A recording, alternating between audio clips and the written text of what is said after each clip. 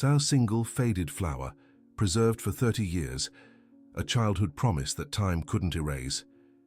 When Elena Vasquez, an immigrant cleaning woman struggling to survive, glimpses a portrait in a millionaire's mansion, her world shatters in an instant. "This boy lived with me in the orphanage," she screams, recognizing the face of the recently deceased tycoon. But how could Samuel Whitmore, Harvard graduate and Boston elite, possibly be the same skinny boy who once promised to return for her? As Elena uncovers hidden letters, secret journals, and a widow determined to bury the truth, she discovers that some bonds transcend wealth, status, and even death itself. What happens when a promise made between two abandoned children finally finds its way home after 3 decades of silence? And what devastating secrets led to Samuel's mysterious death just days before he might have fulfilled his childhood vow?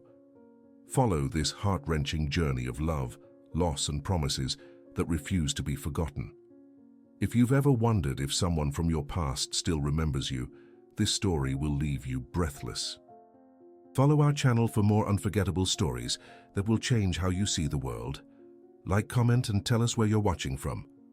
The ancient floorboards creaked beneath Elena Vasquez's worn sneakers as she moved cautiously through the cavernous entrance hall of the Whitmore estate. The mansion in Cape Cod stood like a monument to old American wealth, all mahogany paneling, Persian rugs, and that distinct smell of lemon polish mingling with history. Sunlight streamed through tall windows, illuminating dancing dust particles and the nervous tremor in her hands. Remember, no fingerprints on the brass, and the Venetian mirrors need special solution, Mrs. Peterson, the head housekeeper, had instructed earlier, eyeing Elena's weathered hands with barely concealed doubt. "The family is hosting a memorial gathering this afternoon. They mustn't know we're here." Elena nodded, adjusting her plain grey uniform. At 47, she had mastered the art of invisibility through decades of cleaning other people's homes, first in crowded apartment buildings in Queens, then in suburban New Jersey mansions, and now here, perhaps the grandest home she'd ever entered. Her worn hands betrayed her life story. Calloused palms, cracked fingernails, a thin wedding band she still wore 5 years after Jorge's death. "I'll be quick," she whispered, more to herself than to Mrs. Peterson, who had already disappeared down a corridor. The main drawing room was a cathedral to wealth, vaulted ceilings, furniture that probably cost more than her yearly salary, and walls adorned with generations of stern-faced Whitmores in gilded frames. Family portraits, something Elena had precious few of in her small apartment. No childhood photos, no ancestral legacy, just a handful of Polaroids and the weight of memories too heavy to frame. As she dusted the mahogany side tables with practiced efficiency, she heard hushed voices filtering in from the adjacent room. "Poor Samuel, gone too soon." A woman's voice, thick with cultivated sympathy. "Rebecca is devastated. They were only married 3 years." A man responded, his tone low and reverent. "Such a tragedy. He was only 38. Elena slowed her movements, listening despite herself. Death had a way of equalizing everyone, didn't it? Rich or poor, we all faced the same end. She crossed herself quickly, an old habit from her Catholic upbringing, and continued working. That's when she noticed it, a massive portrait near the marble fireplace, draped in heavy black velvet. It stood out among the uncovered paintings, commanding attention through its very concealment. Elena paused, duster in hand.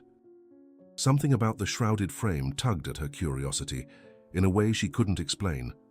The voices drifted farther away as the unseen mourners moved to another room. Eleanor found herself drawn to the covered portrait, her feet moving before her mind could protest. It wasn't her place to look, to wonder, to touch things that weren't meant for her. She'd learned that lesson through decades of being the invisible help. Yet her trembling fingers reached for the velvet drape. Just a peek, she told herself, just to see the face of the man everyone was mourning. The heavy fabric slid beneath her touch, falling away with unexpected ease. Time stopped. Her cleaning bucket clattered to the floor, soapy water splashing across the immaculate hardwood. Elena didn't notice. She couldn't breathe, couldn't move, couldn't process what her eyes were seeing. The portrait revealed a handsome man in his late 30s, strong jaw, kind eyes the color of warm honey. and a smile that held a hint of boyish charm despite his obvious wealth and status. He wore an expensive suit, a subtle gold watch, and an expression that somehow seemed both confident and vulnerable at once. But it wasn't a stranger's face staring back at her. A violent tremor overtook Elena's body. Her knees weakened. The room tilted sideways. "No puede ser," she whispered in her native tongue. "It can't be." Memories crashed through her mind like violent waves, of skinned knees and shared bread crusts, of whispered secrets after lights out, of a small hand squeezing hers during thunderstorms. A sob broke from somewhere deep in her chest, a sound she hadn't made since Jorge's funeral. It tore through the refined silence of the mansion, raw and uncontainable. "This boy," she gasped, her English failing her in the moment of shock. "This boy lived with me in the orphanage." Her cry echoed through the room louder than she intended. Too late, she realized several people had entered the drawing room behind her, elegant mourners in black, stopping short at the sight of a hysterical maid pointing at their beloved Samuel's portrait. "What did she say?" a woman in pearls whispered, clutching her companion's arm. "Something about an orphanage," another replied with a nervous laugh. "Poor thing must be confused."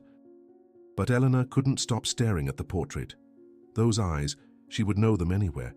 The slight crook in his nose from when he fell from the apple tree behind St. Agnes' Home for Children.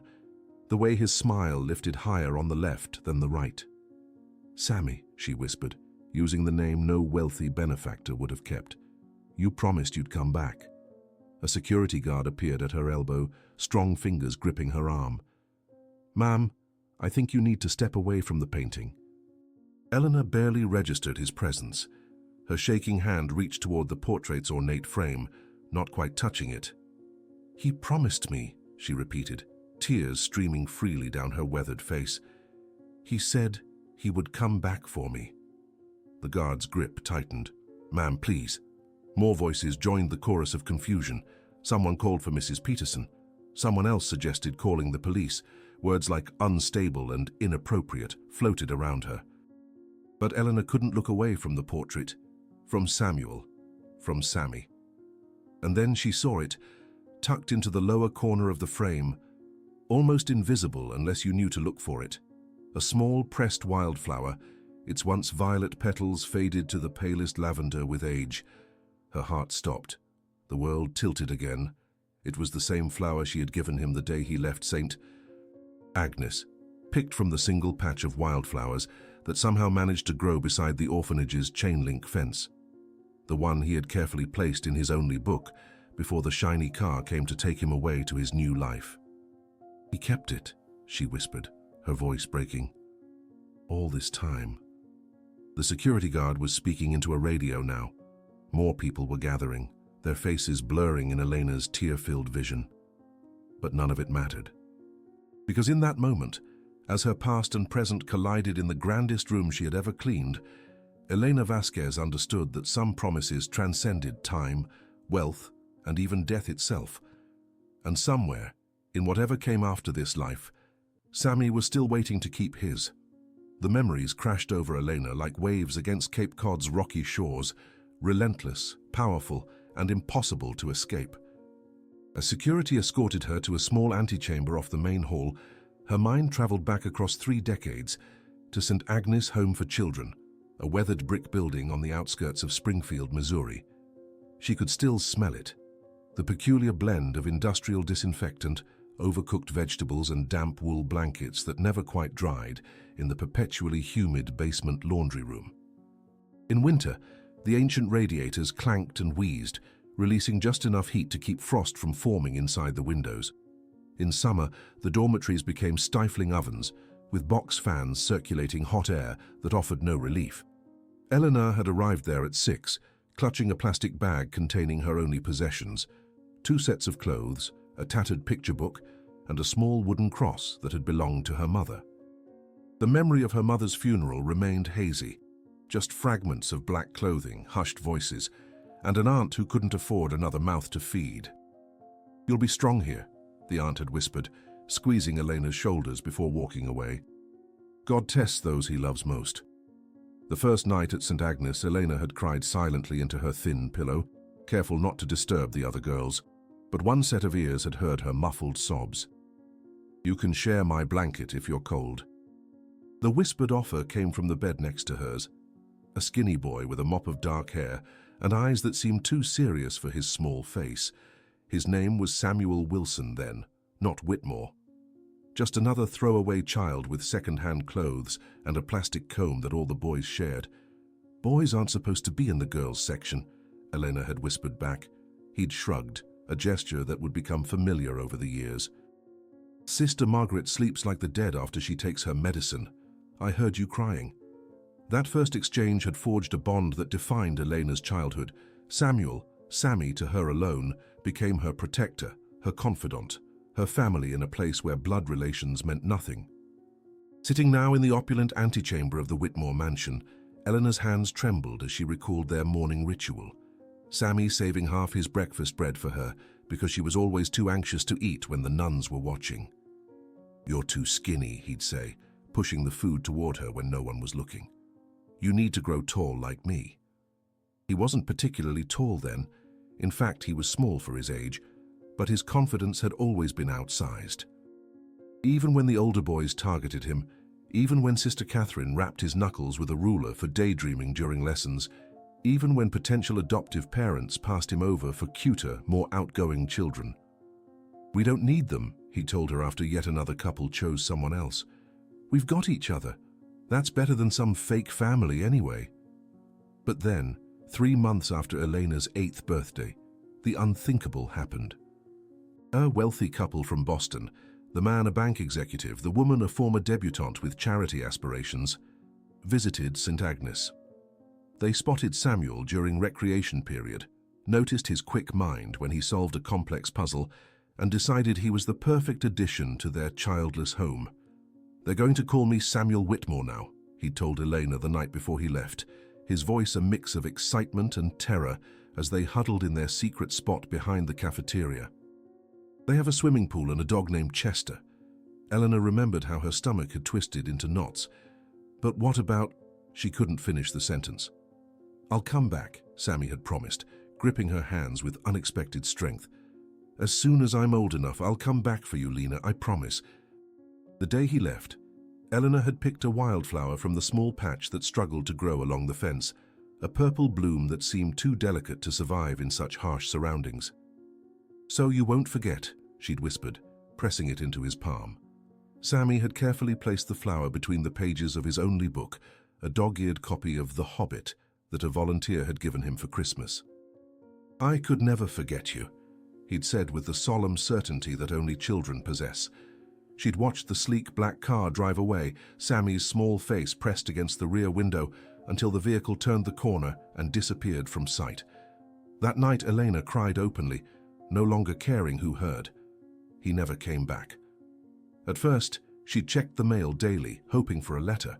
She'd practiced writing responses in her head, but weeks turned to months, and months to years. New children arrived, others left. Elena remained, growing taller and quieter, the hope inside her shriveling like a flower without water. By 12, she'd stopped looking for his return. By 14, she'd convinced herself he'd forgotten her entirely, seduced by wealth and comfort, into a new identity that had no room for orphanage memories. By 16, when she aged out of St. Agnes with a high school equivalency certificate and a social worker's half-hearted wish for good luck, Samuel Wilson had become just another broken promise in a life defined by them. A sharp knock on the antechamber door yanked Elena back to the present. Mrs. Peterson entered, her face a mask of professional disapproval. "Mrs. Vasquez, I don't know what's gotten into you, but the family is extremely upset. This kind of emotional display is completely inappropriate, especially today of all days." Elena opened her mouth to explain, but the words died on her tongue. How could she possibly make this woman understand? Behind Mrs. Peterson appeared a tall, elegant woman dressed in expensive black mourning clothes.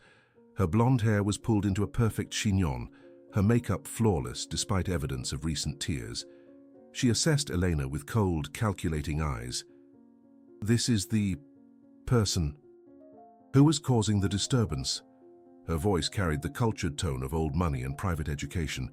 "Yes, Mrs. Whitmore, I sincerely apologize for—" "He did not know anyone like you," the widow interrupted, addressing Elena directly with barely concealed contempt. "Samuel was raised in Boston. He attended Phillips Academy and then Harvard. Whatever you think you remember is clearly a delusion." The words struck Elena like physical blows. "But the photograph? My husband was a kind, generous man who donated to many children's charities," Rebecca Whitmore continued, as if Elena hadn't spoken. "Perhaps you saw his picture in some news article about his philanthropy and constructed this fantasy." Elena felt her throat tighten.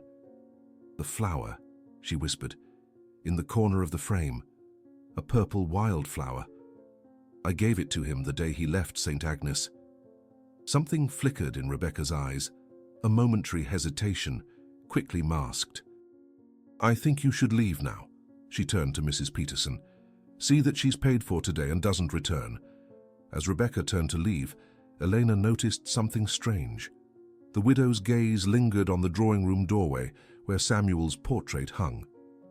With a subtle movement that might have gone unnoticed by anyone else, Rebecca crossed to the portrait and carefully removed something from the lower corner of the frame, tucking it quickly into her pocket before walking away with measured steps. The tiny pressed flower was gone.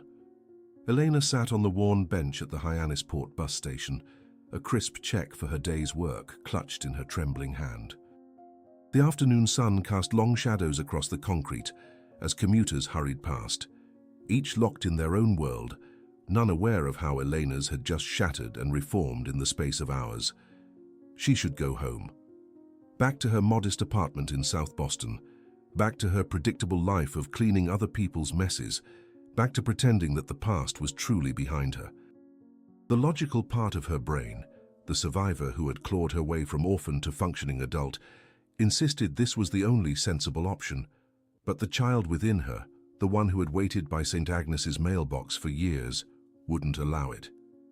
"He kept the flower," she whispered to herself, earning a concerned glance from an elderly man waiting nearby. "After all these years, he kept it." That single fact illuminated everything. If Samuel had preserved that fragile purple blossom for 3 decades, tucked it into the frame of his official portrait, then he hadn't forgotten. He hadn't abandoned her. Something else had happened, something that prevented him from keeping his childhood promise. The bus to Boston arrived with a hiss of hydraulic brakes. Passengers began boarding, but Elena remained seated, watching as the doors eventually closed and the vehicle pulled away without her. Her decision was made before she even realized it. Night had fallen by the time Elena returned to the Whitmore estate. The imposing gates stood closed, but the service entrance around back remained accessible, a staff parking area where caterers and event workers came and went. Memorial gatherings for the wealthy were elaborate affairs, she knew, spanning days rather than hours. The house would still be full of activity. She slipped through the shadows of the manicured gardens, her dark clothing helping her blend into the night. A lifetime of moving unnoticed through the homes of the privileged had taught her how to become invisible. Service doors were rarely locked during events. Help needed to move freely. Sure enough, the side entrance to the kitchen stood propped open, steam from industrial dishwashers creating a fog that provided perfect cover. Elena moved with purpose, as if she belonged. She nodded to a young server who glanced her way, and the girl immediately returned to stacking clean champagne flutes, assuming Elena was just another worker. Down a narrow hallway, past the bustling kitchen, and into the quieter regions of the mansion she went, guided by an instinct she couldn't name. The staff staircase led to the upper floors, where family bedrooms and private studies would be located. Here she moved more cautiously, aware that discovery would mean more than dismissal. Trespassing in a private residence could lead to arrest. Yet something stronger than fear propelled her forward. On the second floor, a long corridor stretched before her, lined with closed doors. From downstairs came the muted sounds of conversation and occasional laughter, the peculiar subdued merriment of wealthy mourners recalling fond memories while sipping expensive scotch. Eleanor hesitated, unsure where to begin her search, when a door at the far end caught her eye. Unlike the others, it stood slightly ajar, a sliver of light spilling into the hallway. Drawing closer, she heard the rustle of paper and soft, measured footsteps. Peering carefully through the crack, Eleanor saw a large storage room filled with cardboard boxes, filing cabinets, and miscellaneous household items. Rebecca Whitmore stood beside a massive antique desk, methodically sorting through papers, occasionally setting some aside in a growing pile. Eleanor pulled back quickly, pressing herself against the wall. Her heart hammered in her chest. She would need to wait until the widow left before exploring further. 20 minutes later, her patience was rewarded. Rebecca emerged from the room carrying a stack of documents, locked the door behind her with a small key, and descended the main staircase toward the gathering below. Eleanor approached the now locked door, dismayed but not deterred. The lock was a simple one, the kind found on interior doors throughout America, designed more for privacy than security. From her pocket, she withdrew a small sewing kit she always carried for uniform repairs. The straight pin was thin enough to slip into the lock's tiny hole. A gentle push, a subtle twist, and the door opened with a soft click. Inside, the storage room smelled of old paper and cedar. Moonlight streamed through a small window, illuminating dust motes that danced in the air with each of Elena's careful movements. Boxes labeled with years stretched back decades, financial records, holiday decorations, children's school projects, but Elena wasn't interested in those. She moved toward the antique desk where Rebecca had been working. The surface was mostly cleared now, but a leather-bound journal remained, half hidden beneath a newspaper. Eleanor lifted it carefully, recognizing it as the type of expensive diary that upscale stationery stores sold to people who had thoughts worth preserving. The monogram SW was embossed in gold on the cover. With trembling fingers, she opened it. The handwriting inside was confident, flowing, adult handwriting, not the careful print of the boy she'd known. Yet something in the way the letters slanted, the way certain words were emphasized with pressure, felt achingly familiar. April 15th, she read in a whisper. Another dead end today. The adoption records remain sealed, and St. Agnes closed in 2008. All files transferred to state archives, access restricted without court order. Rebecca suggests I let the past stay buried, focus on our future instead. She doesn't understand. Some ghosts aren't meant to be exorcised. Eleanor turned the page, her breath catching. May 3rd. Dreams about the orphanage again. Always the same one. Standing at the gate, seeing her there but unable to reach her through the fence. I wake up saying her name. Rebecca pretends not to hear. Her tears fell onto the page before she realized she was crying. She quickly dabbed them away, terrified of damaging this precious evidence of Samuel's inner life. As she turned more pages, she noticed something strange. Several had been roughly torn out, leaving jagged edges in the binding. The entries jumped from September to December with no explanation. Setting the journal aside, Eleanor continued her search. In the desk's bottom drawer, she found a small wooden box inlaid with mother-of-pearl. Inside lay various mementos, theater tickets, a polished riverstone, a faded photograph of a teenage boy in a prep school uniform. Samuel, his features more refined, but his eyes unchanged. Beneath these treasures was an envelope, yellowed with age, the paper crackling slightly as Elena lifted it. Her heart stopped when she saw what was written on the front in careful, childish handwriting. Elena. Her own name, written the way she had spelled it herself as a child, sounding out each syllable separately. With shaking hands, she opened the envelope, but found only emptiness inside. Whatever message Samuel had written to her years ago was gone, leaving nothing but an empty vessel of broken promises. He wrote to me, she whispered into the moonlit room, her voice breaking. He actually wrote to me. The sensation was indescribable, like having a limb restored only to discover it had been hollowed out. The knowledge that Samuel had tried to reach her existed alongside the cruel reality that his words had never arrived. Someone had taken them, stolen what rightfully belonged to her alone. A soft noise in the hallway made Elena freeze. Footsteps approached, accompanied by the gentle clinking of dishes on a tray. She quickly returned the envelope to the box, placed the journal exactly as she had found it, and slipped behind a tall filing cabinet moments before the door opened. An elderly man in a butler's uniform entered, carrying a silver tray with an untouched sandwich and a cup of tea. He set it on a small side table with a heavy sigh. "Still not eating, then," he murmured to himself, picking up a similar tray with food gone cold. "Grief takes everyone differently, I suppose." As he turned to leave, he paused, his experienced eyes scanning the room as if sensing something amiss. Elena held her breath, pressing herself deeper into the shadows. The butler shook his head and moved toward the door, but stopped abruptly. In the silence, his words fell like stones into still water. "He spoke of you, you know."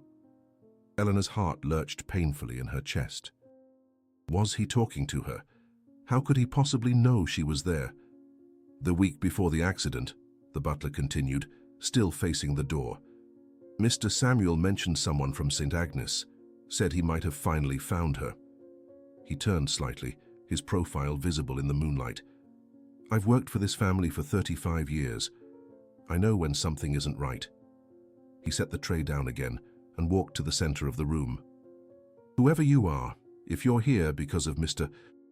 Samuel, you should know that Mrs. Whitmore has instructed the staff never to speak of St. Agnes or his previous life. Those who value their positions will comply." With those cryptic words hanging in the air, he retrieved the tray and left. Closing the door softly behind him, Eleanor remained frozen in her hiding place, her mind racing. The butler's words confirmed what her heart already knew. Samuel had been searching for her, and someone had gone to great lengths to ensure he never succeeded.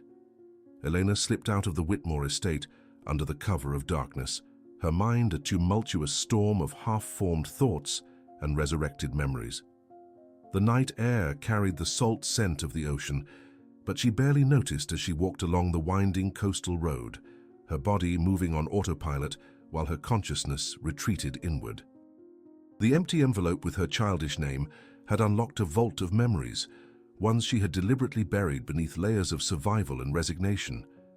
Now they surfaced with startling clarity, as vivid and painful as if they had happened yesterday instead of decades ago. She remembered her 12th birthday at St. Agnes, 4 years after Samuel had left. That morning she had awakened with a strange, persistent hope that today might be different. Perhaps today would be the day he finally kept his promise. She'd worn her least faded dress, combed her hair with extra care, and stationed herself near the front entrance after breakfast, watching the driveway with fierce determination. Sister Margaret had found her there hours later, still vigilant despite the emptiness of the long gravel drive. "Child, what are you doing? You're missing afternoon lessons." "I'm waiting," Elena had answered simply, her eyes never leaving the gate. The nun's face had softened then, a rare occurrence. "For the Whitmore boy? Oh, Elena." She'd knelt beside her, habit pooling on the dusty floor. "Those fancy families, they make the children forget where they came from. It's a kindness, really. Lets them fit into their new world without complications." "He promised," Elena had insisted, her voice small but stubborn. Sister Margaret had sighed, patting Elena's shoulder with awkward tenderness. "I've been at St. Agnes for 30 years, child. I've heard 1,000 promises from children being adopted. They all mean them in the moment." She'd risen then, brushing dust from her knees. "But new lives need new beginnings. Clean slates." That night, Eleanor had written a letter, her 4th to Samuel. The previous 3 had gone unanswered, but this one felt different, more urgent. She'd poured everything into it. Her loneliness, her faith in him, her growing fear that Sister Margaret might be right. She'd sealed it in an envelope decorated with careful drawings of the wildflowers that grew by the fence, address copied precisely from the one previous adoption record she'd managed to glimpse in the office. 2 weeks later, the letter had been returned. Address unknown. After that, Elena had stopped waiting by the gate, stopped writing letters, started building walls around the parts of her that still believed in promises. Now as she walked along the moonlit Cape Cod road, Eleanor felt those walls crumbling. The empty envelope in the wooden box suggested a terrible truth. Her letters might have reached their destination after all, only to be intercepted. What else could explain the careful preservation of an empty envelope with her childish handwriting? By morning, Elena had reached a small seaside motel in Hyannis, the kind that catered to budget tourists in summer and stood mostly empty during the off-season. The bleary-eyed clerk barely looked up as she paid cash for 2 nights. The room was Spartan but clean, faded floral bedspreads, laminate furniture, a small television that probably still had actual dials. Elena sat on the edge of the bed, exhaustion seeping into her bones, yet sleep remained impossibly distant. On the nightstand, she placed the one item she had taken from the Whitmore mansion, a small business card she'd found fallen behind the desk drawer. Dr.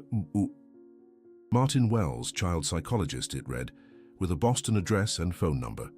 On the back, written in the same handwriting as the journal, were the words, "Session for SW, Regression Therapy, Memories of St. Agnes Home." It wasn't much, but it was a thread to follow. Samuel had been trying to remember to reconnect with his past, with her, and someone had been determined to prevent it. Elena lay back on the unfamiliar bed, staring at water stains on the ceiling as dawn gradually illuminated the room. Her practical mind urged her to go home, to return to her orderly life of cleaning houses and watching evening telenovelas with her elderly neighbor. What good could come from disturbing the past further? Samuel was gone. No revelation could bring him back. Yet something stronger than practicality held her in place, the same fierce loyalty that had sustained her through the bleakest days at St. Agnes. "I waited for you," she whispered to the empty room. "Now I'll find the truth. I owe us both that much." After a few hours of fitful sleep, Elena showered and changed into the spare uniform she carried in her cleaning tote, the only extra clothing she had with her. The familiar routine provided small comfort as she formulated her plan. Dr. Wells's office would be her first destination. The bus to Boston departed at noon. Elena boarded with the business card clutched in her hand like a talisman. As the coastal landscape gave way to suburbs and eventually the city skyline, she found herself mentally rehearsing what she might say to the psychologist. Would patient confidentiality prevent him from sharing information about Samuel? Would he even remember one wealthy client among many? The office was located in a stately brownstone in Back Bay, the kind of address that spoke of old money and discretion. Elena paused on the sidewalk, suddenly acutely aware of her cleaning uniform and worn sneakers. She didn't belong in this world of polished brass nameplates and tasteful waiting rooms. But then perhaps she never had belonged anywhere. Not at St. Agnes. Not in the series of rented rooms she'd occupied throughout adulthood. Not even in her current apartment, with its second-hand furniture and walls too thin to muffle her neighbors' arguments. The only place she had ever felt she truly belonged was beside a skinny boy with serious eyes who had shared his bread with her and held her hand during thunderstorms. With that thought stealing her resolve, Elena climbed the steps and pushed open the heavy door. The receptionist, a young woman with professionally highlighted hair and a cashmere sweater, looked up with the practiced smile of someone paid to be welcoming but discerning. "May I help you?" "I need to see Dr. Wells," Elena said, her voice steadier than she expected. "It's about Samuel Whitmore." The smile faltered slightly. "Do you have an appointment?" "No, but Dr. Wells is fully booked today. If you'd like to schedule a consultation, I can check his availability for next month." Elena placed the business card on the gleaming reception desk. "Please tell him it's about Samuel Whitmore and St. Agnes Home for Children. I'll wait." Something in her tone, or perhaps the mention of the recently deceased millionaire, gave the receptionist pause. After a moment of hesitation, she picked up the phone and murmured a few words into it, her eyes never leaving Elena. "The doctor will see you during his lunch break in 15 minutes, she finally said. "You can wait over there." She gestured to a seating area with leather armchairs and current issues of upscale magazines. Elena nodded her thanks and settled into one of the chairs, ignoring the curious glances from other waiting patients. 15 minutes stretched interminably, but eventually a door opened, and a distinguished man with silver temples and tortoise-shell glasses appeared. "About Mr. Whitmore?" he asked quietly, extending his hand. "I'm Dr. Wells. Please come in." His office was what Elena had expected. Book-lined walls, tasteful artwork, an antique desk with framed credentials. What she hadn't anticipated was the genuine sadness in his eyes when he mentioned Samuel's name. "I understand patient confidentiality," Elena began, perching on the edge of an expensive leather chair. "But Samuel was... We were children together at St. Agnes. I need to understand what happened to him." Dr. Wells studied her for a long moment, his expression unreadable. "Samuel Whitmore came to me 18 months ago," he finally said. "He was experiencing recurring dreams about his childhood, specifically about the years before his adoption. He believed these dreams were actually memories trying to surface." "Did he mention me?" Elena asked, her voice barely above a whisper. "My name is Elena Vasquez." The doctor's eyes widened slightly. "Elena," he repeated. "Yes, that name featured prominently in our sessions. He was quite determined to find you." "He spent months looking for you," Dr. Wells continued, his voice softening as he leaned forward in his leather chair. "Samuel was unusually focused on reconnecting with his past. Most adoptees who seek therapy want to process their feelings about abandonment or displacement. But Samuel was different. He was haunted by the promises he'd made as a child." Elena's throat tightened, making speech impossible. She merely nodded, encouraging him to continue. "In our sessions, he spoke repeatedly about a particular memory, giving his word to a young girl that he would return for her once he was grown. The guilt of not fulfilling that promise had been buried deep in his psyche for decades, but it resurfaced after his father's death 3 years ago." Dr. Wells removed his glasses, polishing them thoughtfully. "The human mind is fascinating in how it compartmentalizes trauma. For Samuel, becoming the head of the Whitmore family triggered something, a reckoning with who he had been before he became a Whitmore." Did he find anything?" Elena finally managed, her voice barely audible. Dr. Wells hesitated, clearly weighing professional ethics against compassion. "I can tell you that 2 months ago Samuel came to his session particularly animated. He believed he had located St. Agnes's archived records through a private investigator. He mentioned an address, a place where he planned to wait on the chance that..." The doctor paused. "Well, on the chance that the person he was seeking might remember the same promise." Eleanor's heart hammered against her ribs. "What address?" Dr. Wells scribbled on a prescription pad, tore off the sheet and handed it to her. "This was the last place Samuel visited before his accident. I know because he called me from there. I believe he was experiencing a powerful emotional response and needed support processing it. We had scheduled an emergency session for the following morning, but he never arrived." Elena stared at the paper in her hand. "Jenkins Park, Eastern Bench by the Playground, Springfield, Missouri." Jenkins Park, the small neglected playground 2 blocks from St. Agnes, where the orphanage children were allowed to play for 1 hour each Sunday afternoon, weather permitting, where Samuel had once promised to meet her when we're both free. "His wife," Elena began, struggling to form coherent thoughts. "Did she know about his search?" Dr. Wells's expression turned guarded. "I can't discuss other parties involved in Samuel's therapy. I've already shared more than I professionally should." He glanced at his watch. "I need to see my next patient, but..." He hesitated again, then reached into his desk drawer and withdrew a sealed envelope. "Samuel left this with me 6 weeks ago. He asked that I hold it for him, said it contained information too important to keep at home. I was planning to forward it to his estate's executor, but perhaps..." He extended the envelope toward Elena. "Perhaps you have more right to it than anyone." With trembling fingers, Eleanor accepted the envelope. Her name wasn't on it, but somehow she knew it was meant for her, a message that had traveled across decades to finally reach its intended recipient.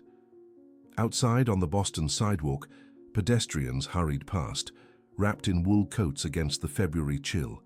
Elena stood motionless amidst the flow of humanity, clutching the envelope to her chest, afraid to open it, yet unable to wait. Finding a quiet bench in the nearby public garden, she carefully broke the seal. Inside was a folded document, a printout of a plane reservation to Springfield, Missouri, dated for the day after Samuel's fatal car accident. Paper clipped to it was a small note in familiar handwriting. Jenkins Park, Eastern Bench. I'll wait there every Sunday at 3 p.m. until I find you. Some promises take longer to keep, but they're no less sacred. S.W. Elena pressed the note to her lips, tears falling freely now. He had been coming for her after all, 30 years late, but still determined to keep his childhood vow, and then fate, or something darker, had intervened. 3 days later, Elena stood in Jenkins Park, Springfield, Missouri, watching her breath form clouds in the frigid air. February in the Midwest cut deeper than the coastal winter of Massachusetts, a raw, penetrating cold that seemed to reach directly to the bone. The playground equipment stood abandoned in the grey afternoon, metal slides and swing chains crusted with ice, waiting for spring's children to return. Elena pulled her borrowed coat tighter, a cast-off from the motel owner's lost and found, too large but adequately warm. She had spent nearly all her savings on the last-minute flight, but sitting on this specific bench at this specific time felt like the most important pilgrimage of her life. It was Sunday, 3 p.m. As the cold seeped through her thin pants, Elena closed her eyes, allowing herself to imagine an alternate reality, one where Samuel hadn't died, where he would appear at any moment, walking across the frost-covered grass with his hands in his pockets and that slightly crooked smile. What would she say to him after all these years? What words could possibly bridge such a chasm of time and experience? Perhaps no words would be necessary. Perhaps they would simply know each other, the way they had as children, with a certainty that transcended language. A young mother hurried past, pulling a reluctant toddler in a puffy snowsuit. An elderly man walked his ancient beagle, both moving with the careful deliberation of beings who had learned to respect ice and gravity. None of them knew they were walking through the epicenter of Elena's emotional earthquake. She sat until the winter sun began to fade and her extremities grew numb. In her mind's eye, she could see Samuel sitting on this same bench weeks earlier, perhaps equally cold, equally hopeful, equally haunted by a promise that had shaped both their lives. Had he looked for her face in every passing woman? Had he rehearsed what he might say if he found her? Had he wondered, as she did now, if the connection they'd shared as children could possibly survive into adulthood, or if they would be strangers united only by faded memories? As darkness fell, Elena finally stood, her stiff joints protesting. Before leaving, she placed a small purple flower, purchased from a grocery store florist that morning, on the bench where Samuel had waited for her. It wasn't the same variety as the wildflower she'd given him as a child, but it would have to suffice as her answer across time. I remember too. That night, Elena checked into a budget motel on the outskirts of Springfield. After warming her frozen fingers under hot water, she made a decision that surprised even herself. Instead of booking a return flight to Boston, she called her landlord and arranged to extend her absence. Some journeys, once begun, demanded completion. The following morning, Elena found herself standing before the abandoned shell of St. Agnes Home for Children. The imposing brick building had been closed for years, its windows boarded, chain-link fence surrounding the property now rusted and sagging in places. A faded sign announced future luxury condominiums, a development apparently stalled, given the building's continuing deterioration. She circled the perimeter slowly, memories flooding back with each step. There was the fire escape, where older kids had snuck out at night to smoke cigarettes pilfered from visitors. There was the kitchen window, where cook would sometimes slide extra cookies to children who helped with dishes. And there, her heart clenched, was the spot near the fence where tiny purple wildflowers had once grown, where she'd picked the blossom for Samuel's book. Finding a gap in the fence, Elena slipped onto the grounds. She knew she was trespassing, but some pilgrimages required breaking minor laws. The back door hung partially open, its lock long since broken by other urban explorers or shelter-seeking transients. Inside, St. Agnes was both exactly as she remembered and completely transformed. The basic architecture remained: long hallways, high ceilings, institutional green walls now peeling and water-stained, but stripped of children, nuns, and daily routine. It felt like the skeleton of her childhood, all supporting structure, but no living tissue. Elena moved through the silent corridors like a ghost, past the dining hall where Samuel had slipped her his bread, past the infirmary where they'd both recovered from chickenpox, past the small chapel where they'd whispered jokes during endless sermons. In each space, she could almost hear the echoes of their younger selves, the padding of small feet, stifled giggles, whispered confidences. Eventually, she found herself in what had been the boys' dormitory. The iron bed frames were long gone, but someone had scratched names into the plaster walls, generations of children marking their existence in this transient place. Eleanor ran her fingers over the faded graffiti, searching for one particular name. In the far corner, barely visible in the dim light filtering through boarded windows, she found it. Sam W. was here, and beneath it, in the same childish hand, Eleanor, I'll come back. She traced the letters with trembling fingers, closing her eyes as the final walls around her heart crumbled completely. In this forgotten corner of a condemned building, a boy had carved a promise that would shape both their lives, for better or worse. The eastbound Greyhound bus rumbled through the night, its headlights carving a narrow path through the darkness of the American heartland. Eleanor sat by the window, watching as small towns appeared and vanished like constellations, brief collections of light against the vast emptiness of rural highways. Her return to Cape Cod felt both urgent and terrifying, like running toward the edge of a cliff. 3 days of retracing her childhood in Springfield had crystallized her resolve. The carved promise in St. Agnes, the park bench where Samuel had waited, Dr. Wells' revelations. Each piece reinforced what her heart had known from the moment she saw the portrait. Samuel hadn't forgotten her. He had been searching, reaching back through time, trying to keep a promise that life's cruel machinery had prevented him from fulfilling. Elena pressed her forehead against the cool glass of the bus window, exhaustion pulling at her eyelids. In the reflection, she barely recognized herself, the determined set of her jaw, the fire behind her usually quiet eyes. For most of her adult life, she had been defined by absence, no family, no children, no real home beyond the temporary spaces she inhabited. Her existence had been shaped around what she lacked, a negative space carved by loss. But now, paradoxically, Samuel's death had awakened something long dormant, a sense of purpose that transcended her daily struggle for survival. Even in his absence, he had given her a gift, the knowledge that she had not been forgotten, that the connection they'd shared as children had mattered enough for him to spend his final days searching for her. The bus arrived in Boston as dawn broke over the city skyline, painting the glass towers in hues of rose and gold. Elena transferred to the Cape Cod line, dozing fitfully through the final leg of her journey. By mid-morning, she was back in Hyannis, her body stiff from nearly 24 hours of travel. At a small cafe near the bus station, she nursed a cup of coffee and formulated her plan. Returning to the Whitmore estate directly seemed foolish. She had been dismissed, perhaps even reported as a trespasser. But she needed to speak with the butler who had acknowledged Samuel's search, who had known about St. Agnes, despite the family's apparent determination to erase that chapter of Samuel's life. The cafe's payphone yielded a solution. The local newspaper had run an extensive obituary for Samuel Whitmore, complete with details of the memorial service. The catering company was listed, Elegant Affairs, proudly serving Cape Cod's finest families for 3 generations. A simple phone call, a request to speak with their human resources department about potential employment, and Elena had the information she needed. The Whitmore estate had a standing weekly appointment, flower arrangement delivery, and service refreshment every Wednesday at 2 p.m. Today was Wednesday.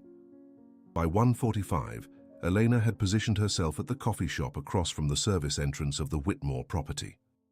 The Elegant Affairs van arrived precisely on schedule, 2 uniformed staff unloading fresh floral arrangements and a cart of covered platters. As they buzzed for entrance, Elena took a deep breath and approached. "Excuse me," she called softly. "I'm looking for Mr. Harrison." She recalled the butler's name from a snippet of conversation she'd overheard during her brief employment. "He left his reading glasses in my car when I drove him to pick up Mrs. Whitmore's prescription yesterday." "I thought he might need them." The younger caterer shrugged. "He's usually in the kitchen at this hour supervising the delivery. You can come in with us if you want.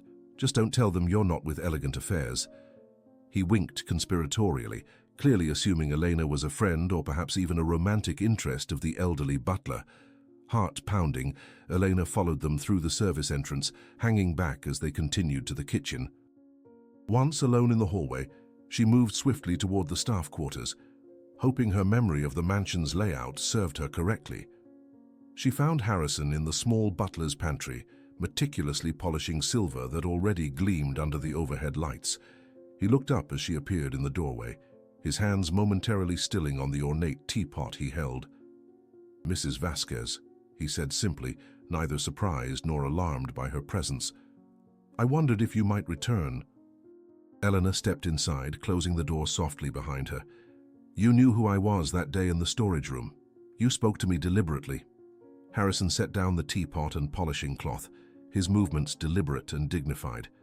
"I recognized your name when Mrs. Peterson hired you. Mr. Samuel mentioned it often enough in his final weeks."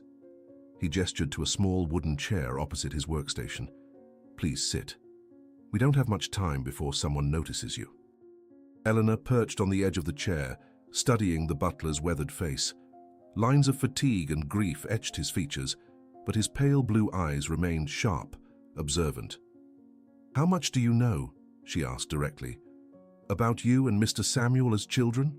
"Very little. About his search for you?" "Considerably more." Harrison folded his hands on the polished surface of his work table. "I've served the Whitmore family for 42 years. I was here when they brought Samuel home, a quiet, solemn child who flinched at loud noises and hid food in his pockets when he thought no one was looking." Elena's throat tightened at this description, so familiar, so painfully accurate. "For years, he had nightmares," Harrison continued. "Called out a name, your name, I now realize. The senior Whitmores consulted specialists who recommended a complete break from his past. New name, new identity, new beginning. They even moved temporarily to Europe for 2 years, believing distance would help him adjust. They erased me," Eleanor whispered, the reality of it hitting her anew. "They erased everything." "They thought they were helping him," Harrison said, though his tone suggested he might not have agreed with their methods. By the time they returned to America, Samuel rarely spoke of his early childhood. He excelled in school, attended Harvard as his adoptive father had, took his place in Boston society. For all appearances, he became the perfect Whitmore heir. "But he didn't forget," Elena said. "No," Harrison agreed softly. "He didn't. After his father died and he inherited control of the family holdings, something changed. He began asking questions about his adoption, subtle at first, then more insistent. He hired private investigators, petitioned courts for sealed records. Mrs. Rebecca was concerned. She tried to stop him." Harrison's expression remained carefully neutral. "Mrs. Rebecca comes from a prominent family with political aspirations. The Whitmore name opens many doors in her social circles. Samuel's fixation on his orphanage past did not align with her vision for their future." "What happened?" Elena leaned forward, sensing they were approaching the heart of the matter. "The day before Samuel died, did you see him?" A shadow passed over Harrison's face. "He came to the house, agitated, insistent, said he'd found something important in Missouri. Mrs. Rebecca refused to see him. They had argued bitterly the night before about his continuing search. He stood in the driveway, pleading to speak with her." The butler's voice faltered slightly. "He said he needed to make things right, that he had promised someone he would return, and he couldn't wait any longer." Elena's heart constricted painfully. "And then?" "Security was called. Mr. Samuel was escorted from the property." Harrison's hands trembled slightly as he reached for the silver teapot again, his fingers automatically resuming their polishing motions. "Mrs. Rebecca called him unstable, said he was threatening the family's reputation with his obsession with the past. In truth, he simply wanted to honor a promise made by a different version of himself, a child who existed before he became Samuel Whitmore." The revelation hung in the air between them, its implications expanding like ripples from a stone thrown into still water. Samuel had been turned away from his own home the day before his death, prevented from sharing whatever discovery he had made in Missouri. "The accident," Elena began hesitantly. "Was it truly—" A sharp knock interrupted her question. The pantry door opened to reveal Rebecca Whitmore, elegant as ever in tailored black, her gaze moving coldly between Harrison and Elena. "I thought I made myself clear when I dismissed you," she said to Elena, her voice precise as a surgeon's scalpel. Harrison rose immediately. "Mrs. Whitmore, Pack your things, Harrison." Rebecca's tone permitted no argument. "After 42 years, I expected better judgment from you." The elderly butler stood straighter, something resolute hardening in his face. "Mr. Samuel found her, Mrs. Whitmore, the girl from St. Agnes.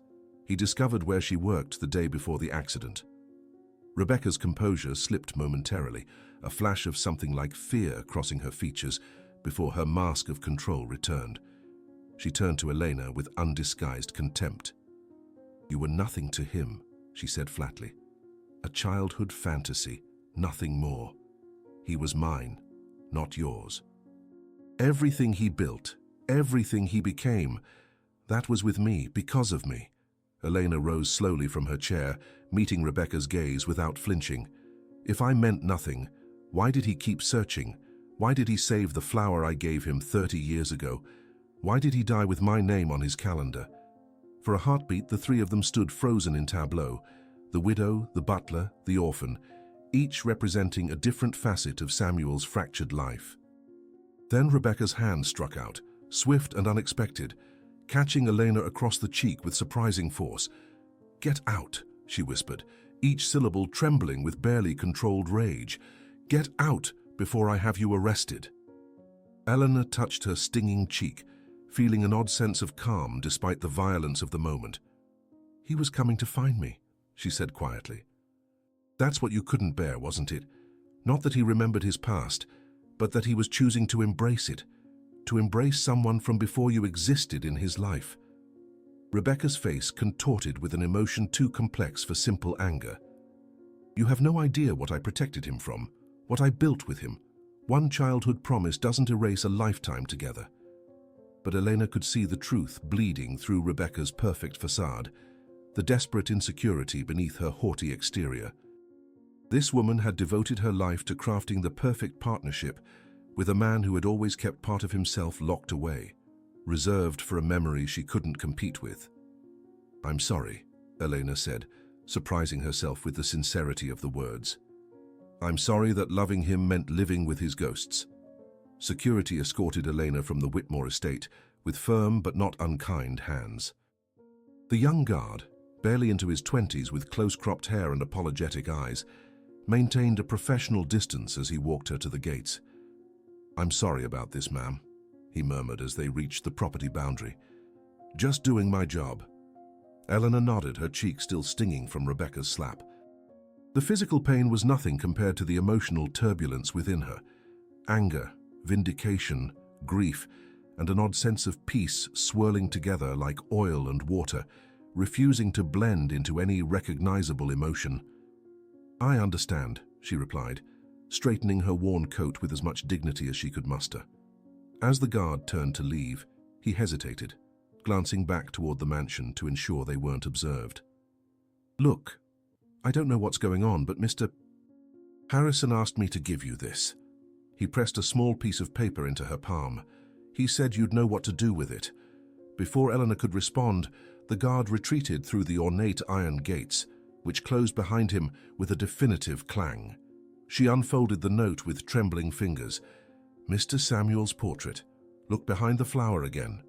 It's been replaced. H." The faded purple wildflower that Rebecca had removed from the portrait frame, it had been returned. Elena's heart pounded as she considered the implications. Harrison was suggesting that something important remained hidden there, something Rebecca either didn't know about or hadn't managed to destroy. But how could she possibly get back into the mansion? Security would be on high alert now, watching for her specifically. She couldn't risk another confrontation with Rebecca, whose tightly controlled facade had cracked to reveal something genuinely dangerous beneath. Elena walked slowly down the long driveway, the Cape Cod wind whipping through her thin jacket. February dusk was falling rapidly, the temperature dropping with the sun. She had nowhere to go. Her motel room had been surrendered before her impulsive return to the mansion. and her meager savings were nearly exhausted after the Missouri trip. At the end of the driveway, rather than turning toward town, Eleanor found herself drawn to the small memorial garden visible from the road, a private space where visitors could pay respects without intruding on the family's grief. A wrought iron archway marked its entrance, and neatly trimmed boxwoods surrounded a central stone bench. Elena slipped inside, grateful for the momentary shelter from the wind. The garden held a solemn, peaceful air. Fresh flowers adorned a simple plaque bearing Samuel's name, dates, and the inscription, "Beloved husband, visionary philanthropist, eternal dreamer." Eternal dreamer. The words seemed to speak directly to her, acknowledging the part of Samuel that had never stopped reaching back through time, searching for the promise he'd left unfulfilled. As twilight deepened into true darkness, Elena remained on the stone bench, wrestling with impossible choices. She could leave now, return to Boston, resume her life of quiet invisibility, cleaning other people's homes, existing on the margins of wealthier lives. The sensible option, the safe option. Or she could find a way back into the mansion one last time to discover what Samuel had hidden behind the flower in his portrait. The decision crystallized with unexpected clarity. She had waited 30 years for Samuel to return. She could risk everything to receive his final message. Eleanor spent the night huddled in the back corner of a 24-hour laundromat in Hyannis, dozing fitfully among the rhythmic tumbling of dryers and fluorescent lights. By morning, she had formulated a plan, desperate and unlikely, but the only option available. The Whitmore estate's extensive gardens required regular maintenance even in winter. Surely the groundskeeping service would arrive soon to prepare for spring planting. All she needed was a moment of confusion, a temporary distraction that would allow her to slip inside unnoticed. By 10 o'clock, Eleanor had positioned herself at the coffee shop across from the service entrance, watching as delivery trucks and maintenance vehicles came and went. At 11:30, her patience was rewarded. A landscaping truck pulled up, Peterson's Premier Gardens emblazoned on its side. 3 workers in matching green jackets began unloading equipment. Eleanor approached with confident strides, adopting the harried efficiency of someone running late for an appointment. "Thank goodness you're here," she called to the youngest worker, a freckled boy barely out of his teens. "Mrs. Whitmore has been calling every 15 minutes asking where the special orchid delivery is. Please tell me you've got it." The boy's eyes widened in panic. "Orchids? I don't have anything about orchids on my work order." "For the memorial display," Elena pressed, gesturing impatiently toward her nondescript sedan parked nearby. "I've got them in my car. I just need help carrying them in. There are 6 arrangements." Confusion and fear of disappointing an important client warred visibly on the young landscaper's face. I mean, if Mrs. Whitmore is expecting them—" "Quickly, please," Elena urged. "They're temperature sensitive." The ruse worked beautifully. With the landscaper carrying 2 large boxes from her car, hastily filled with newspaper at a nearby gas station, Eleanor walked confidently through the service entrance, nodding professionally to a different security guard than yesterday's. "Orchid delivery for Mrs. Whitmore," she explained briskly. "Where would you like these set up?" The guard barely glanced at her, directing them toward the conservatory. As they passed through the kitchen, Eleanor spotted her opportunity, a catering cart abandoned momentarily by staff preparing for lunch. "Just set those down here," she instructed her unwitting accomplice. "I'll check with the housekeeper about the exact placement Mrs. Whitmore wants." The moment he disappeared around the corner, Elena slipped away, heart hammering against her ribs. She had minutes at most before someone realized the deception. The main drawing room where Samuel's portrait hung was mercifully empty, the family apparently gathered elsewhere in the massive house. Eleanor approached the painting with reverent steps, her eyes immediately drawn to the lower corner of the ornate frame. The wildflower had indeed been replaced, a faded purple bloom nearly identical to the original, now nestled in the same position where Elena had first spotted it. Rebecca must have found a similar flower among Samuel's possessions, determined to maintain appearances while removing whatever evidence Elena had recognized. With trembling fingers, Elena reached for the frame, carefully extracting the pressed flower. Behind it, just as Harrison had suggested, was a small recess in the wooden frame. a hiding place invisible unless you knew to look for it. Inside lay a folded piece of paper, yellowed with age and creased from decades of safekeeping. Eleanor's heart nearly stopped as she unfolded it with exquisite care. The handwriting was instantly familiar, not the polished script of the adult Samuel from his journal, but the careful, determined penmanship of a child trying his very best to form neat letters. "If I don't get there first, wait for me, because I never forgot you." A sob escaped Elena's throat before she could stifle it, echoing in the cavernous room. The simple message, written perhaps when Samuel was still a teenager, maybe even before the Whitmores had taken him to Europe, had been preserved for decades, waiting for her to find it. He had always intended to keep his promise, had been preparing for it since childhood, had hidden this note in a place where he knew it would eventually be displayed, where Elena might someday see it if she ever came looking for him. Footsteps in the hallway jolted Elena back to her precarious reality. She quickly pocketed the note, but there was no time to replace the flower in the frame.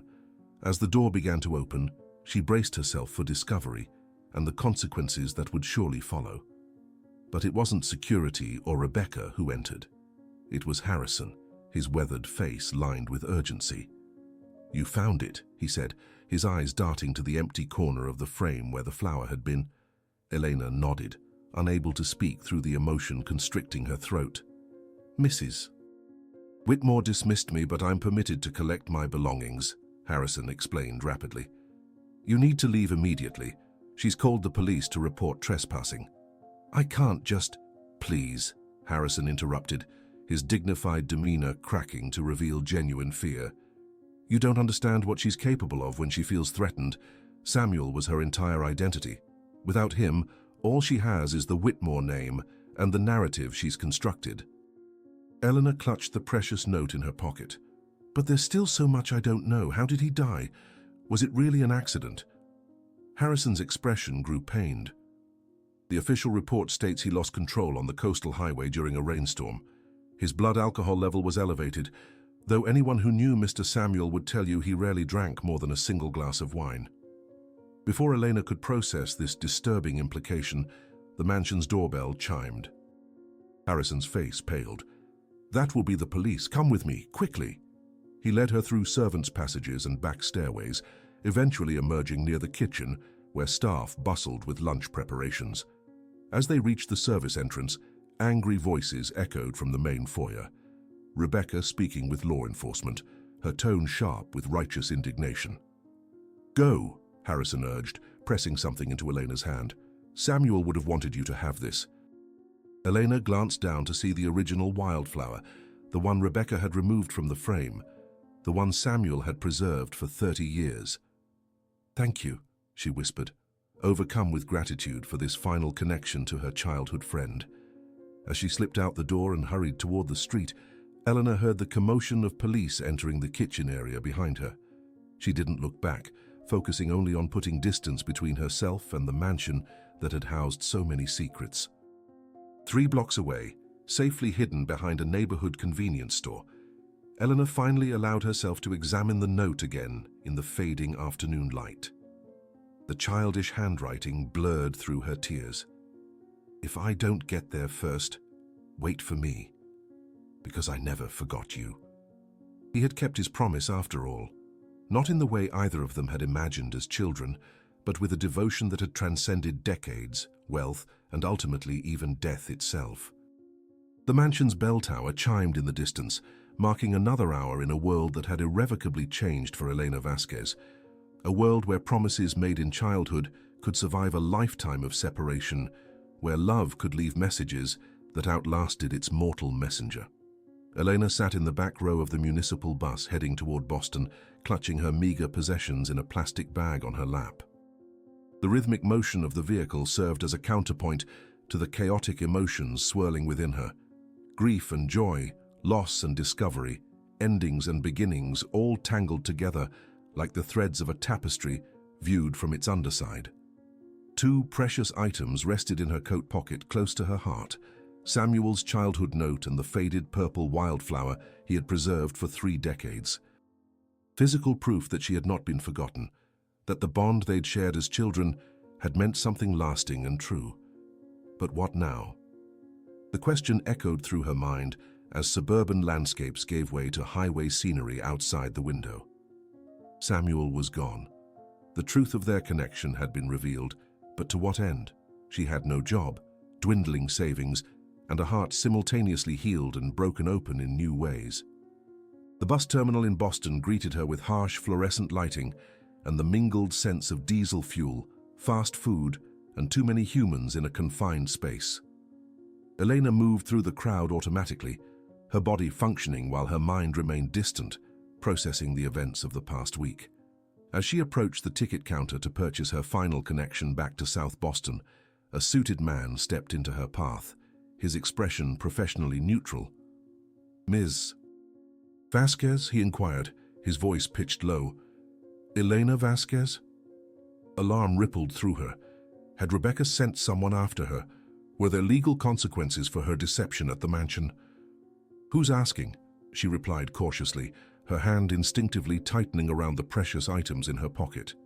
"My name is Michael Abernathy, from the law firm of Abernathy, Chen and Wiseman." He extended a business card with an embossed logo. "I've been attempting to locate you for several days. If you have a moment, there's a matter of some importance we need to discuss." Elena studied the card skeptically. "If this is about trespassing at the Whitmore estate—" "Not at all," Abernathy interrupted smoothly. "This concerns the last will and testament of Samuel James Whitmore. Perhaps we could speak somewhere more private." 20 minutes later, Elena found herself in a leather chair in a small conference room at the law firm's downtown offices, a cup of untouched coffee cooling on the table before her. The room's mahogany paneling and oil paintings created an atmosphere of moneyed stability that made her acutely aware of her worn clothing and disheveled appearance. Abernathy entered with a sleek leather portfolio, his manner brisk but not unkind. "Thank you for your patience, Ms. Vasquez. As I mentioned, I'm the executor of Mr. Whitmore's estate. He made significant revisions to his will approximately 3 months ago, and you feature prominently in those changes." Elena's throat constricted. "I don't understand. He didn't even know where I was." "Mr. Whitmore was quite determined," Abernathy replied, opening the portfolio. "I established specific provisions that would activate upon your identification, regardless of whether that occurred before or after his death." He removed a document sealed with blue tape and laid it reverently on the table. "This is the portion of Mr. Whitmore's will that pertains to you. With your permission, I'll summarize the key points." Elena nodded numbly, unable to formulate words as reality shifted yet again beneath her feet. "Mr. Whitmore established a charitable foundation focused on supporting children aging out of the foster care system," Abernathy began. "The Samuel and Elena Foundation for Childhood Promises has been endowed with $20 million from his personal assets, separate from the family business holdings." The room seemed to tilt sideways. Eleanor gripped the arms of her chair, certain she had misheard. "I'm sorry, did you say—" "The foundation is to be administered by a board of directors," Abernathy continued calmly, "with you named as the permanent chairperson, should you choose to accept the position. The annual salary is $175,000 with full benefits and a housing allowance." Elena's vision blurred at the edges. The figures being discussed represented amounts she had never imagined possessing, sums that existed in a reality entirely separate from her daily calculations of bus fare and grocery budgets. "Additionally," Abernathy continued, seemingly oblivious to her shock, "Mr. Whitmore purchased a brownstone in Cambridge last year, which he has deeded directly to you, along with a trust fund to cover property taxes and maintenance in perpetuity." "This is impossible," Elena finally managed, her voice barely audible. "There must be some mistake. Samuel didn't even know me as an adult. We were children together, nothing more." Abernathy's expression softened slightly. "If I may speak candidly, Ms. Vasquez, I worked with Mr. Whitmore for over 15 years. In that time, I never saw him as passionate about anything as he was about establishing this foundation and locating you. He spoke often about promises that transcend time, about debts that can never be repaid but must still be honored." He slid a sealed envelope across the table. He left this for you as well. Private correspondence that he instructed me to deliver only into your hands." With trembling fingers, Elena accepted the envelope, instantly recognizing Samuel's elegant adult handwriting, addressing it simply to Elena. Unlike the empty envelope she'd found in the mansion, this one held tangible weight, the promise of words finally delivered after decades of silence. "There will, of course, be challenges," Abernathy continued delicately. "Mrs. Whitmore has indicated her intention to contest certain aspects of the will. However, Mr. Whitmore anticipated this and took extraordinary legal precautions. I'm quite confident his wishes will prevail." Eleanor barely registered his words, her attention fixed on the envelope in her hands. The final message from a boy who had promised to return for her, a man who had spent his last months searching for her, a soul that had found ways to reach across the ultimate separation. "Would you like a moment alone?" Abernathy asked, correctly reading her expression. When she nodded, he discreetly gathered his papers and stepped out, closing the door softly behind him. In the silence of the conference room, Elena carefully opened the envelope, unfolding several handwritten pages covered in the same flowing script she had seen in Samuel's journal.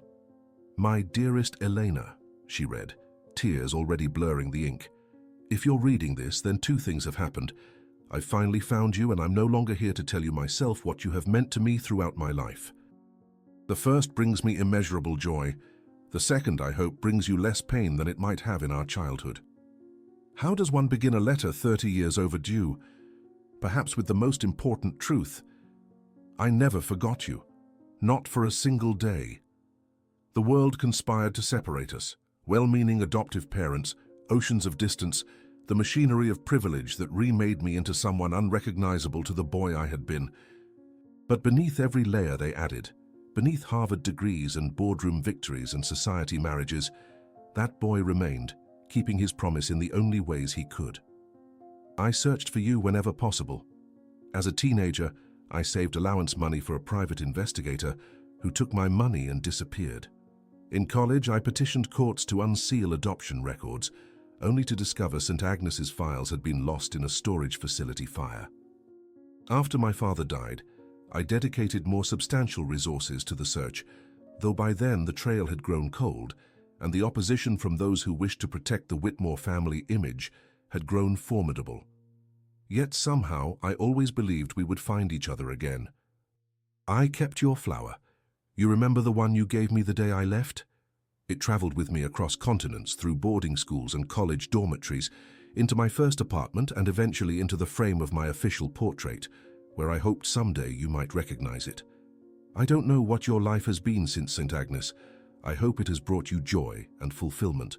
I hope the world has been kinder to you than it often is to children without advocates.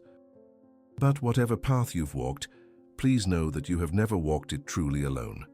Some part of me has always been with you, just as some essential piece of you has always remained with me. The foundation bearing our names isn't charity or guilt.